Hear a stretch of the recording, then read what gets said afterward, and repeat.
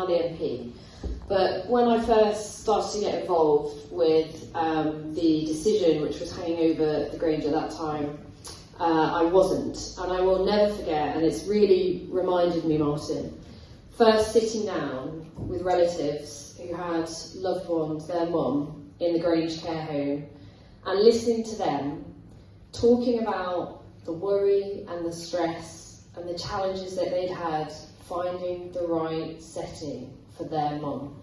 The challenges, how they'd seen the care, some of the settings she'd been in, caused their mum further distress, made her condition even worse.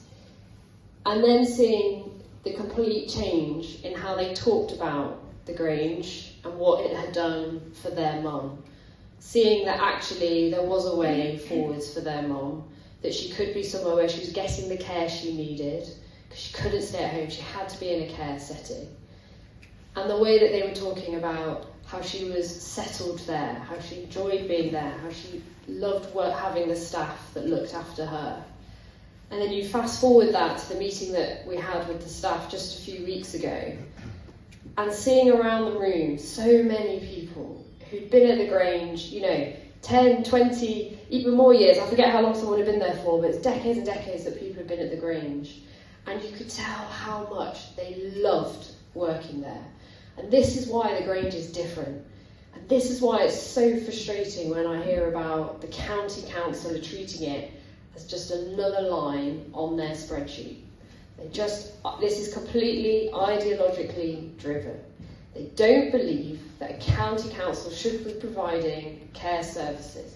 That is why they are dead set on getting this line on their spreadsheet out of the way. They are refusing to engage seriously with the people behind that line on that spreadsheet, the people that you all know, people that we've seen today, real people who are pouring their love into working at the Grange and who are the recipients of that love.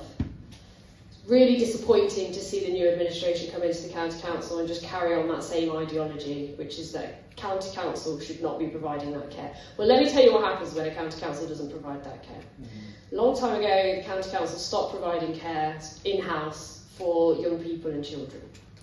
What's happened now? They have purely private contractors to provide that care for children who need extra care here in Derbyshire. And what's happened? They are paying hundreds and hundreds and hundreds of thousands for that care that they used to be able to do in-house for a fraction of that cost. So when the county council comes back and says, oh, by the way, we just haven't got money to do this, why don't they have money?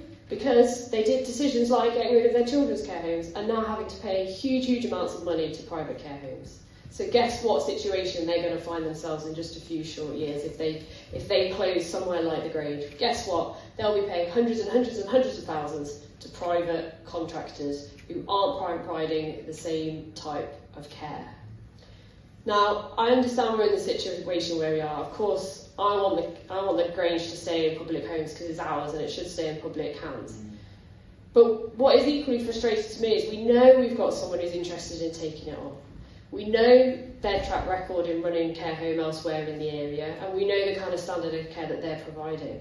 So to hear that the council is just refusing to engage with that offer, is refusing to even seriously consider a way forward that we could keep the Grange open, we could keep the vulnerable residents living there, we keep the staff going there, is to me inexplicable. And it's pure ideology that is driving this decision here. It's even more frustrating when you hear that, oh, we're really short of beds for people who are just coming out of hospital. We're really short of respite care for people who are staying at home. Well, guess what? You've got a great, fantastic facility here that's got those beds that are closed down right now. Reopen the beds, you've got the Grange paying for itself, and the residents can stay there as well. How is that not a sensible way forwards for the county council? We have got to keep making this argument over and over again for the people in the Grange, people in Eckington, and the people across Derbyshire.